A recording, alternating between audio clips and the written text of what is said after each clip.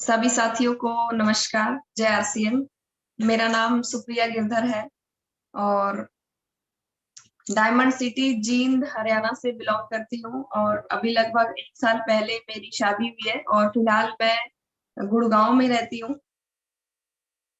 और जैसे ही BC sir का कॉल आया कि इसमें आपको सुबह वाले प्रोग्राम में आपको 15 या 20 मिनट का टाइम दिया जाएगा, तो एक बार तो मेरी रूह कांप गई कि अरे सर, इतने बड़े प्लेटफॉर्म पर इतने शानदार लीडर्स के सामने मुझे बोलने का मौका मिल रहा है। लेकिन बाद में फिर मुझे वही बात याद आई। मेरे पापा अक्सर मुझे बोला करते थे, जब जब मैं घबरा जाया करती थी तब तब मेरे पापा मुझे बोला करते थे कि ट्रेन जो होती है ना, कितनी बड़ी ट्रेन होती है उसको भी एक ही व्यक्ति चलाता है, और एक साइकिल होता है उसको भी एक ही व्यक्ति चलाता है। व्यक्ति, इंसान के अंदर हर वो ताकत होती है कि वो कुछ भी कर सकता है, बशर्ते वो उस चीज को ठान ले तो जीत है, और मान ले तो हार है। तो सेम वही मुझे भी फील आई कि ठान लिया तो अब जरूर मुझे इतने बड़े प्लेटफॉर्म पर बोलने का मौका मिला है आप सभी के सामने। उसके लिए मैं आप सभी का बहुत बहुत धन्यवाद करती हूँ। अपनी कहानी की शुरुआत करना चाहूंगी कि डायमंड सिटी जींद हरियाणा से बिलोंग करती हूँ, और जब मेरे सामने ये बिजनेस आया तो मुझे अच्छा नहीं लगा। मुझे बहुत बुरा लगा, बहुत गुस्सा आया कि मैंने तो एमएससी बीएड की है, मैं ये बिजनेस क्यों करूं, मैं ऐसा काम क्यों करूं जिसमें मुझे हल्दी नमक मिर्ची साबुन शैम्पू क्रीम पेस्ट चाय अगरबत्ती तेल धनिया मिर्ची ये सब कुछ सेल करना होगा। मेरी डिग्री जो है वो बीच में आ रही थी, और कहीं ना कहीं मेरा जो एटीट्यूड था वो भी ऐसा था, वो भी बीच में आ रहा था कि नहीं नहीं, मुझे ये काम मेरे मतलब का नहीं है। ये काम ये काम मुझे नहीं करना है, मेरे हिसाब का ये काम नहीं है। लेकिन जब मुझे एक लेडी की एक मीटिंग सुनने का मौका मिला जिसमें उस लेडी ने 2 बातें बोली और उन 2 बातों ने मेरी जिंदगी को बदल दिया, मेरे दिमाग को ही चेंज कर दिया। और वो बातें ये थी, एक जूम मीटिंग ही चल रही थी और उस लेडी ने जूम मीटिंग में बताया कि जब हम महिलाएं, जब हम एक बेटी होती है तो हमें अपने पिता के नाम से जाना जाता है कि फला व्यक्ति की बेटी है ये। अगर जब हमारी शादी हो जाती है तो हमें पति के नाम से जाना जाता है, जब बच्चे हो जाते हैं तो बच्चों के नाम से जाना जाता है, हमारी अपनी कोई पहचान नहीं।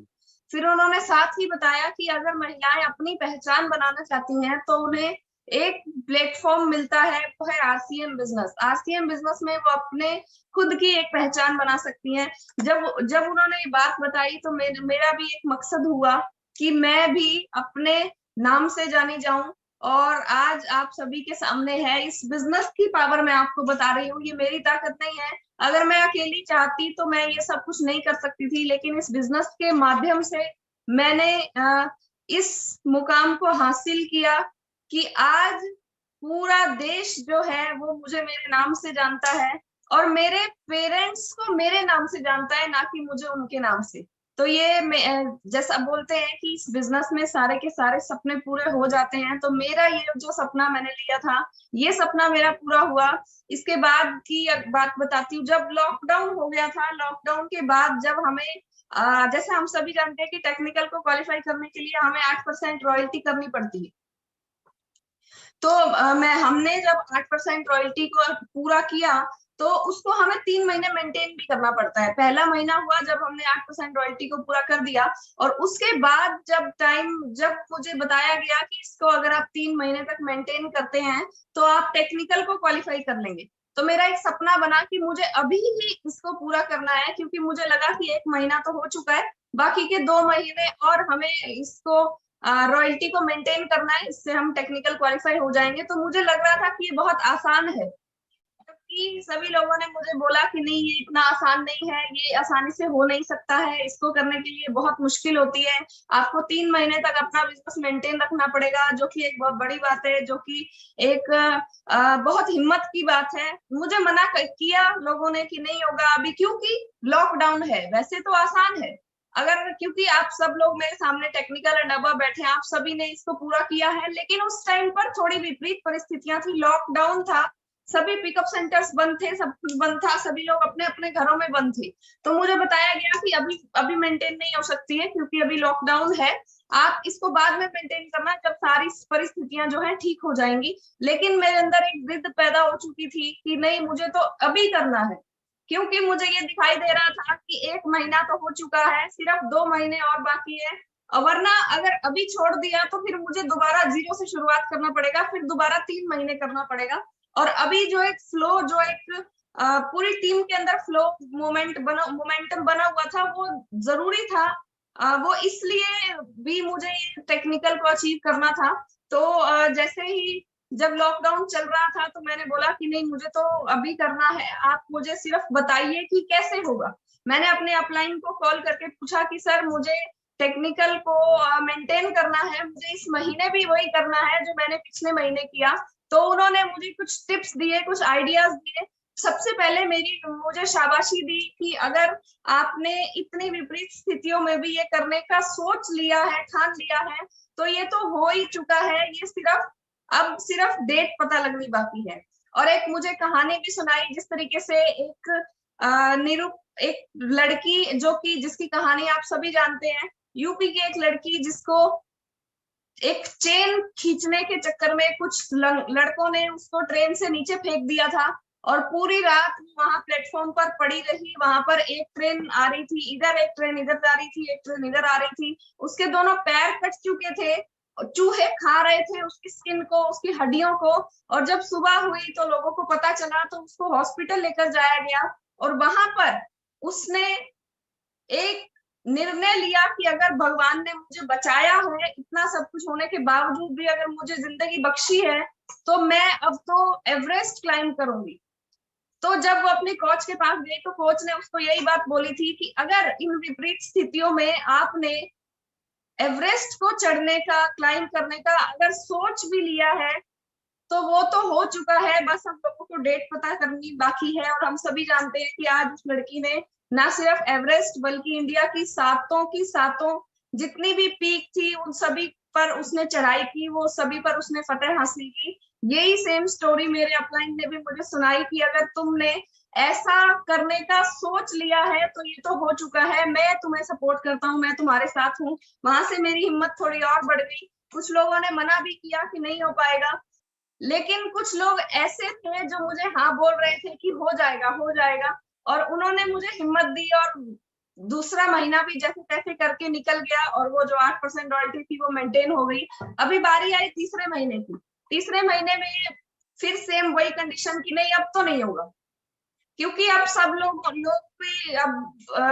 लोग भी लगातार, क्योंकि अपने घरों में ही बंद हैं। लोगों को हम कॉल करते थे तो वो यही बोलते थे कि नहीं नहीं मैडम, बाहर नहीं जा पाएंगे, बाहर जाएंगे तो पुलिस वाले डंडे मारते हैं, हम लोग नहीं जा पाएंगे क्योंकि लॉकडाउन है, पिकअप सेंटर भी बंद है। तो लेकिन हमने जिद नहीं छोड़ी, हम लगातार करते रहे, लगातार इस बिजनेस में जो तीसरा महीना होता है टेक्निकल को मेंटेन करने के लिए, लगातार हम उसके लिए लगे रहे। मैं यहाँ तक कि मेरे पापा जी ने भी मना कर दिया, कभी मना कर देते थे, कभी मेरे साथ ही लग जाते थे काम करने के लिए। तो उनका पता नहीं, समझ नहीं आता था। लेकिन बहुत लोग ऐसे थे जो बहुत क्लियर थे कि नहीं होगा, और बहुत लोग ऐसे थे मेरे साथ जो बहुत क्लियर थे कि हाँ, अगर आपने सोचा है तो जरूर हो जाएगा। तो जैसे तैसे करके तीसरे महीने के भी 10 दिन निकल गए, और उसके बाद उस टाइम पर हमारा बिजनेस जो है लगभग सिर्फ और सिर्फ 3.5 लाख ही पहुंचा था। जैसे कि हम जानते हैं कि 8% रॉयल्टी को मेंटेन करने के लिए हमें 3.5 और 3.5 7 लाख का बिजनेस चाहिए होता है। और 1 लाख का हम मार्जिन भी रखा करते थे दोनों लेग का, यानी 50-50 हजार का। तो टोटल 8 लाख का बिजनेस हमें चाहिए होता है रॉयल्टी को मेंटेन करने के लिए। लेकिन 10 तारीख तक हमारा सिर्फ 3.5 लाख ही बिजनेस वॉल्यूम हुआ था। और फिर मैं कॉल करती रहती थी। और एक बात और अभी मुझे याद आई, उस टाइम पर लॉकडाउन से थोड़ा सा पहले मेरे पैर में बहुत ज्यादा चोट लग गई थी। गिरने की वजह से पैर लगभग, ये कह सकते हैं कि लगभग टूट गया था। और मेरे पैर में डॉक्टर ने बोला कि प्लास्टर लगेगा और आपको रेस्ट करना है 2 से 3 महीने। बिल्कुल भी पैर को नीचे नहीं रखना है, हिलाना नहीं है, वरना तो ये जुड़ नहीं पाएगा। और मैं ऐसा सीधा, अपना पैर ऐसे सीधा करके सामने चेयर पे रख के बैठी रहती थी, और कॉल करती रहती थी, कॉल पे कॉल करती रहती थी अपनी टीम को। और इस तरीके से करते करते लगभग आखिरी के 2 से 3 दिन बचे, और तब तक हमारा बिजनेस जो है लगभग 2 लाख के आसपास बाकी था। और जो बिल्कुल लास्ट का दिन था उस टाइम पर 1.5 लाख बिजनेस हमारा बाकी था। अब आखिरी दिन था और 1.5 लाख बिजनेस लेकर आना एक अपने आप में बहुत बड़ी बात थी। तो कैसे होगा, कैसे होगा, अपने दिमाग से पूछना शुरू किया कि बता दिमाग कैसे होगा, कैसे करें। तो वो नए नए रास्ते अपने आप आना शुरू हुए। और आखिरी के दिन में सर, जब मेरे पापा ने मेरा जो जोश था वो देखा, तो वो भी साथ में ही बैठ गए। उन्होंने भी फिर कॉल्स पे कॉल्स करना स्टार्ट कर दिया और आखिरी दिन के अंदर अंदर हमने 1.5 लाख बिजनेस वॉल्यूम को जनरेट किया। जितना बिजनेस लोग पूरे पूरे महीने में नहीं कर पाते हैं, उतना बिजनेस हमने एक ही दिन में किया। वो इसलिए क्योंकि हम लोग परिवार में 4 मेंबर है, चारों के चारों लोग बैठ गए। हमें ना खाने का पता था, ना पीने का पता था, ना नहाने का पता था। आखिरी के दिनों में हम लोग चारों अलग अलग कोने में बैठ गए और कॉल्स करना शुरू किया। और किस तरीके से वो हमारा 8% का जो टारगेट था वो कैसे पूरा हो गया, आखिरी के दिन में इतना बड़ा बिजनेस वॉल्यूम हमने निकाला। तो मैं यहाँ पर अपनी तारीफ करने के लिए नहीं आई हूँ, मैं यहाँ पर एक बात बताने के लिए आई हूँ जो मुझे मेरे अपलाइन ने सिखाई थी कि जिद अगर हम कर लेते हैं तो हम दुनिया की हर एक चीज को हासिल कर सकते हैं। और वो ताकत जो है वो हमारे अंदर होती है, हर व्यक्ति के अंदर वो ताकत होती है, बशर्ते हम उसको जगा पाए। जिस तरीके से हनुमान जी को बार बार जगाना पड़ता था कि आपके अंदर बहुत ताकत है, हनुमान जी अपनी शक्तियां भूल गए थे, उनको बार बार याद दिलाना पड़ता था कि आपके अंदर बहुत ताकत है, आप पर्वत लांघ सकते हैं। इसी तरीके से हम सभी को भी अपनी ताकत को जगाना पड़ेगा। और वो जो हमारी ताकत है वो आज जागेगी, अभी जागेगी। उस ताकत को जगाने के लिए हमें रूबी स्टार पर जाने की जरूरत नहीं है। आज अगर हम उस ताकत को जगा लेते हैं तो ही हम रूबी स्टार पर जा पाएंगे। हम सभी लोग, जितने भी लोग बैठे हुए हैं, हम सभी सपना लेकर आते हैं इस बिजनेस में कि मुझे रूबी स्टार बनना है, मुझे डायमंड बनना है। और इसीलिए हम लोग इतनी सुबह सुबह इस मीटिंग को आप सब लोग अटेंड करते हैं। इसका यही कारण है कि कहीं ना कहीं आपके सपने बड़े हैं, आपको जरूर इस बिजनेस में कुछ ना कुछ करना है, कुछ ना कुछ बनना है। तो एक मैं छोटी सी कहानी सुनाना चाहूंगी इस ताकत के बारे में ही। कि एक बार की बात है, एक महिला, अमेरिका की एक महिला थी जो कि अपने बच्चे के साथ साथ गाड़ी में जा रही थी और किसी एक्सीडेंट की वजह से गाड़ी जो है वो उल्टी हो गई और महिला तो बाहर आ गई, यानी महिला सेफ थी, लेकिन उसका बच्चा जो है वो उस गाड़ी में रह गया। और महिला ने देखा कि वो बच्चा है, रो रहा है, सेफ है, लेकिन गाड़ी के अंदर फंसा हुआ है। तो उस महिला ने अपने इन्हीं दोनों हाथों से इतनी ताकत लगाई कि उसने गाड़ी को उल्टी गाड़ी को सीधा कर दिया और उस बच्चे को बाहर निकाल दिया। अब हम ये सोचे कि उस महिला के अंदर इतनी ताकत कहाँ से आ गई। क्या एक महिला के अंदर इतनी ताकत हो सकती है कि वो एक गाड़ी को पलट दे उठा के? वो ताकत इसीलिए आई क्योंकि उसको एक कारण मिल गया, क्योंकि उसका बच्चा उसमें फंसा हुआ था, उसकी जान, उसका बच्चा उसके अंदर फंसा हुआ था। इसलिए उस महिला ने आग देखा ना ताक, और जितनी ताकत थी उससे भी कहीं ज्यादा ताकत उसने लगा दी, क्योंकि उसके पास एक कारण था। सेम इसी तरीके से हमारे पास भी इस बिजनेस को करने का अगर कोई स्ट्रॉन्ग रीजन होगा तो ही हम इस बिजनेस में आगे बढ़ पाएंगे, तो ही हम डायमंड जैसे मुकाम पर पहुंच पाएंगे। अब हम हर व्यक्ति, जैसे कि अभी बात कर रहे थे कि हर व्यक्ति डायमंड तक जाना चाहता है, तो डायमंड की क्या कैरेक्टरिस्टिक्स होते हैं, पहले हमें ये तो पता होना चाहिए ना कि डायमंड जो है उसके क्या कैरेक्टरिस्टिक्स होते हैं। अगर हम रियल डायमंड की बात करें, हीरा जिसे बोलते हैं, हीरा जो है वो किस चीज से बनता है? जब मुझे ये बात पता चली तो मैं भी बहुत हैरान हुई कि हीरा जो है वो कोयले से बनता है। कोयला जो है, जब कोयले के ऊपर प्रेशर डाला जाता है, और ज्यादा प्रेशर डाला जाता है, और ज्यादा और ज्यादा और ज्यादा, सबसे ज्यादा जितना ज्यादा प्रेशर डाला जाता है उतना ही शानदार, उतना ही चमकदार और उतना ही महंगा, ज्यादा कीमत वाला हीरा जो है वो तैयार होता है। जब मुझे ये बात पता चली तो मैं भी हैरान हुई कि क्या हीरा कोयले से बनता है? लेकिन हाँ, हीरा जो है वो कोयले से बनता है, लेकिन कोयले को प्रेशर सहन करना पड़ता है तभी वो हीरे में बदलता है। और हम खुद जानते हैं कोयले और हीरे की कीमत में करोड़ों रुपए का फर्क होता है। सेम इसी तरीके से हम भी जब इस बिजनेस में आते हैं तो हम भी कोयला होते हैं, और वो हमें प्रेशर सहन करना पड़ेगा तो ही हम डायमंड बनेंगे। किस तरह का प्रेशर सहन करना पड़ेगा हमें? मीटिंग में आने का प्रेशर सहन करना पड़ेगा, डेली प्लान दिखाने का प्रेशर सहन करना पड़ेगा, अपलाइन से बात करने का प्रेशर सहन करना पड़ेगा, डाउनलाइन से बात करने का प्रेशर सहना पड़ेगा, मीटिंग्स को अटेंड करने का, सेमिनार को अटेंड करने का, होम मीटिंग करने का, बिग इवेंट करने का, एनिवर्सरी प्रोग्राम अटेंड करने का, टीम को एनिवर्सरी में लेकर जाने का, जूम मीटिंग्स करने का, सारा का सारा जब हम चारों तरफ से जो प्रेशर है उसको सहन करेंगे तो ही हम इस बिजनेस में डायमंड बन पाएंगे। और उस प्रेशर को हमें एक दिन सहन नहीं करना है, उस प्रेशर को हमें लगातार सहन करना है, हर रोज सहन करना है, कंसिस्टेंसी के साथ सहन करना है। अगर हम उस प्रेशर को हर रोज सहन करते हैं तो हम इस बिजनेस में, हमें डायमंड जाने से कोई नहीं रोक सकता है। दूसरी कैरेक्टरिस्टिक डायमंड की ये है, एक छोटी सी कहानी सुनाना चाहूंगी। एक बार एक राजा का दरबार लगा हुआ था, तो राजा ने एक हीरा लिया और हीरे के जैसा दिखता हुआ सेम एक पत्थर लिया, और राजा ने अपनी बैठक लगी हुई थी उसमें घोषणा कर दी कि जो व्यक्ति मुझे ये बताएगा कि इसमें से हीरा कौन सा है और पत्थर कौन सा है, उसको मैं बहुत बड़ा इनाम देने वाला हूँ। दोनों हीरा और पत्थर एक जैसे दिखते थे, तो लोगों ने अपने हाथों में लेकर भी देखा, उलट पलट के देखा, लेकिन उनको पता नहीं चला कि हीरा कौन सा है और असली कौन सा है और नकली कौन सा है। तो एक बुजुर्ग व्यक्ति उसने सबको देखा पहले कि कौन बता पाएगा, लेकिन कोई भी नहीं बता पाया। तो एक बुजुर्ग व्यक्ति ने पीछे से बोला कि हाँ मैं बता सकता हूँ। उन्होंने अपने हाथों में एक में हीरा लिया और एक में पत्थर लिया और देखा दोनों को, और फिर राजा से परमिशन मांगी कि क्या राजन, मैं थोड़ी देर के लिए इनको धूप में रख सकता हूँ क्या? तो राजा ने उनको परमिशन दे दी, और उस व्यक्ति ने पत्थर और हीरा दोनों को धूप में रखा, और थोड़ी देर के बाद जब उठाकर लाया तो एक हाथ में पत्थर था और एक हाथ में हीरा था, और तुरंत बताया कि ये वाला जो है ये हीरा है और ये वाला है ये पत्थर है। तो जब जांच हुई तो पता लगा कि वो व्यक्ति बिल्कुल सही कह रहा है। तो राजन ने एक सवाल पूछा कि आपको कैसे पता चला धूप में रखने से कि ये पत्थर है और ये हीरा है?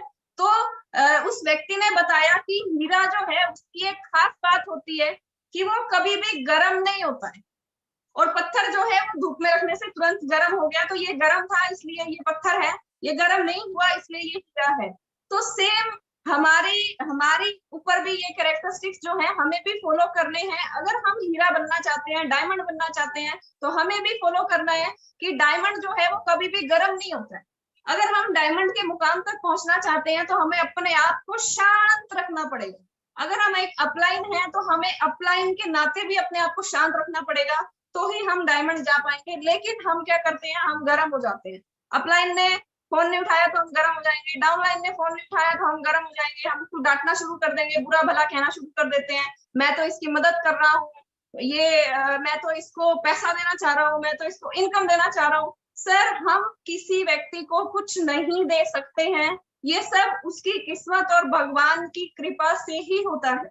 हम अगर कोई व्यक्ति को हम प्लान दिखाते हैं और अगर वो हमारी बात को नहीं मानता है तो हमें लगता है कि अरे अरे क्या टाइम खराब कर दिया मेरा, 1.5 घंटा खराब कर दिया, इसको कितना समझाया, इसको समझ में नहीं आता है। फिर हम बुरी बुरी बातें भी बोलना शुरू कर देते हैं। कई बार हम जाने अनजाने में बद्दुआएं भी दे आते हैं कि मैंने इसको तो गम और इस बम के बारे में बताया था, इसको समझ नहीं आया, इतनी सारी बीमारियां हैं, मरेगा सादा एक दिन।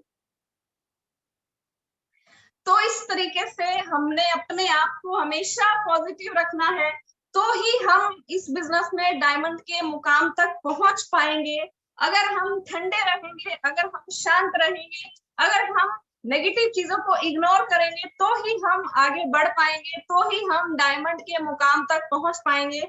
तो ये डायमंड की कैरेक्टरिस्टिक्स हैं कि जितना ज्यादा हम प्रेशर सहन करेंगे, मीटिंग का, डाउनलाइन का, अपलाइन का, क्रॉस लाइन का, हर चीज का जितना ज्यादा हम प्रेशर सहन करेंगे उतना ही ज्यादा हमारे अंदर निखार आता शुरू हो जाएगा। जितनी ज्यादा मीटिंग्स अटेंड करेंगे उतना ज्यादा निखार आएगा, जितनी ज्यादा मीटिंग्स को नोट करेंगे, नोट्स बनाएंगे, उसको फील्ड में जाकर इम्प्लीमेंट करेंगे, तो धीरे धीरे धीरे धीरे करके हम भी उस कोयले की तरह प्रेशर सह सह कर डायमंड बन जाएंगे। और दूसरा कि हमने अपने आप को बिल्कुल शांत रखना है। जिस तरह से माँ होती है ना, अपलाइन जो है माँ का दर्जा उसको मिला है कि अपलाइन जो है वो माँ होती है। एक घर में माँ है तो अगर बच्चे ने कुछ कह भी दिया तो वो चुप है, अगर पति ने कुछ कह दिया तो भी वो चुप है, अगर छोटे बच्चे ने कुछ कह दिया, बेटे ने कुछ कह दिया तो भी वो चुप है, हमेशा चुप रहती है। अपलाइन जो है वो इसी तरीके से होनी चाहिए, हमेशा ठंडे स्वभाव की होनी चाहिए, हमेशा चुप होनी चाहिए। जितनी जरूरत हो, जहां जरूरत हो, सिर्फ वहीं पे बात करें, ज्यादा इधर उधर की बातें ना करें। और चोट सहती रहे, चोट अपलाइन की, डाउनलाइन की, मीटिंग की, जूम मीटिंग की चोट सहती रहे तो हम एक ना एक दिन हम डायमंड जरूर बन पाएंगे। और ये डायमंड की कैरेक्टरिस्टिक्स हैं। हम सभी डायमंड बनना तो चाहते हैं, लेकिन जो व्यक्ति इन बातों को मानेंगे वो ही डायमंड बनेंगे, वरना तो भगवान भरोसे, मैं तो यही कहूंगी। और अभी शायद टाइम हो चुका है सर। जी जी जी, आपके पास कुछ है तो कंटिन्यू करिए। Thank you sir, thank you. अभी जैसे हम बात कर रहे थे कि चोट लगने की, तो एक छोटी सी कहानी और मैं सुनाना चाहूंगी जो शायद हम सभी ने जरूर पहले भी सुनी होगी कि दो पत्थर होते हैं। एक पत्थर जो है उसको जब चोट मारी जाती है बनाने के लिए तो वो टूट जाता है, उस चोट को सहन नहीं कर पाता है, और वो पत्थर जो है वो बाहर सीढ़ियों के पास, बाहर मंदिर की मूर्ति के पास रखा जाता है, जिस पर सब लोग नारियल फोड़ते हैं। और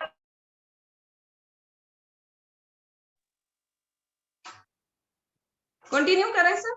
जी जी जी जी। और एक पत्थर वो था जिसने उस चोट को सहन किया और वो मूर्ति के रूप में स्थापित हो गया। तो पत्थर दोनों ही है, एक पत्थर जिसने चोट को सहन किया वो मूर्ति बन गया, और एक पत्थर जिसने उस टाइम पर चोट को सहन नहीं किया और वो टूट गया, वो आज हमेशा से ही वो उस चोट को सहन कर रहा है। जब भी कोई व्यक्ति आता है मंदिर में मूर्ति के आगे तो हाथ जोड़ता है, लेकिन नारियल को उस नीचे वाले पत्थर के ऊपर फोड़ता है। वो हमेशा हमेशा के लिए वहां पर चोट सहन करने के लिए रखा गया है। आज हम सभी के पास बहुत अच्छा मौका है। आज डायरेक्ट सेलिंग के लिए, आरसीएम बिजनेस के लिए हमारे पास बहुत बहुत बहुत शानदार मौका है। हम लोग ये ना समझे, जो कि हम अक्सर समझ जाते हैं कि अरे जो पहले शुरू कर गए वो बहुत बढ़िया थे, आज तो हम नहीं कर सकते हैं। जिन्होंने पहले शुरुआत की थी आज वो, उनको अच्छी इनकम आ रही है, लाखों रुपए की इनकम आ रही है, आज हम नहीं कर सकते। ये तो बिजनेस ऐसा है जिसने पहले शुरू कर लिया वो फायदे में रहेगा। अब हम तो वैसे ही है सिर्फ। लेकिन ये बिजनेस जो है वो आज इस बिजनेस को करने का सबसे बढ़िया, सबसे शानदार मौका है। और आज ना सिर्फ डायरेक्ट सेलिंग आरसीएम बिजनेस के लिए बल्कि इंडिया के लिए भी बहुत शानदार मौका है। इस टाइम पर हमें इस बिजनेस में पूरी जान लगा देनी है, चोट सहन करनी है, ताकि हम भी उस मूर्ति की तरह पूजे जाएं। अगर नहीं अभी चोट सहन नहीं करेंगे तो हमेशा हम पूरी जिंदगी हमें चोट सहन करनी पड़ेगी।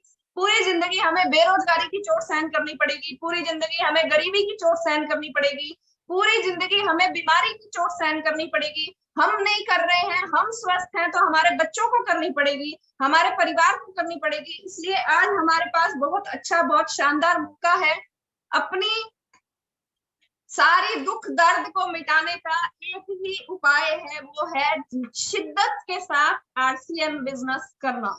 अगर हम ये करते हैं तो दुनिया की कोई भी ताकत हमें डायमंड बनने से रोक नहीं सकती है, दुनिया की कोई भी ताकत हमें सफल होने से रोक नहीं सकती है। जो बात मैंने आपको बोली कि इंडिया के लिए भी बेस्ट मौका है, ये बात मैं नहीं कह रही हूँ। अभी जैसे सर ने बताया कि दिल्ली में चैट विद सुरेंद्र वत्स की तरफ से एक प्रोग्राम हो रहा था, जिसका मैंने छोटा सा वीडियो भी शूट किया और वो वीडियो यूट्यूब पर डाला हुआ है, आप उसको देखें। उस वीडियो में आदरणीय दीपक बजाज जी का मैंने इंटरव्यू लिया और उन्होंने ये बात बोली कि डायरेक्ट सेलिंग को करने के लिए अभी बहुत बेहतरीन मौका है, ना सिर्फ डायरेक्ट सेलिंग के लिए बल्कि इंडिया के लिए भी बहुत अच्छा मौका है, बशर्ते हम चोट सहने के लिए तैयार हो और बशर्ते हम अपने सभी टारगेट्स को पूरा करने के लिए जिद में लगे हुए हो। आखिरी में 2 मिनट लूंगी, मैं सिर्फ यही कहना चाहूंगी कि कंसिस्टेंसी के साथ इस बिजनेस को करें, डेली वर्किंग करें, डेली काम करें, डेली क्लोजिंग करें। ऐसा ना हो कि हमने 1 महीना तो पूरा जोर लगा दिया, 3 महीने के लिए, 6 महीने के लिए फिर चादर तान के सो गई, फिर दोबारा जागेंगे जब सितंबर या मार्च आएगा। ऐसा अगर हम कर रहे हैं तो कहीं ना कहीं अपने और अपने परिवार के साथ धोखा कर रहे हैं। हमें इस बिजनेस में डायमंड बनने के लिए हर रोज चोट सहन करनी है, हर रोज आगे बढ़ना है, हर रोज थोड़ा थोड़ा सीखते रहना है, थोड़ा थोड़ा आगे बढ़ते रहना है। हर रोज हमें इस बिजनेस को करना है, हर रोज प्लान दिखाना है। ऐसा इसलिए भी जरूरी है क्योंकि एक तो कंसिस्टेंसी, अगर हम लगातार किसी भी काम को करते हैं तो ही हमें उसमें सफलता मिलती है। एक दिन सेब खाने से किसी के गाल लाल नहीं हो जाते हैं, एक दिन गामा ओरिजिनल खाने से किसी की बीमारियां खत्म नहीं हो सकती हैं। रेगुलर खाना पड़ेगा, लगातार खाना पड़ेगा। सेम इसी तरीके से इस बिजनेस को भी हमें रेगुलर और लगातार ही करना पड़ेगा। कंसिस्टेंसी आप मेंटेन करके रखें, डेली अपनी क्लोजिंग करें, डेली देखें कि मेरा बिजनेस कितना हो गया, ए लेग में कितना हो गया, बी लेग में कितना हो गया, कल कितना हो जाना चाहिए। टोटल बिजनेस को 30 दिन में डिवाइड करके और उसको हम हर रोज का अपना टारगेट सेट करें कि आज मुझे इतने लोगों को प्लान दिखाना है, आज इतने लोगों को प्लान दिखाना है। हर रोज काम करें, डेली वर्किंग करें, 6 महीने तक चादर तान के ना सो जाएं, हर दिन काम करेंगे तो ही डायमंड बन पाएंगे। 6 महीने में एक बार काम करेंगे तो डायमंड नहीं बन पाएंगे। मेरी तरफ से आज इतना ही। किसी भी साथी को मेरी बात अगर बुरी लगी हो तो मैं माफी चाहूंगी। सभी साथियों को नमस्कार, जय श्री। थैंक यू, बहुत ही शानदार। निश्चित है आपके द्वारा बताया गया एक संदेश हम सबके लिए एक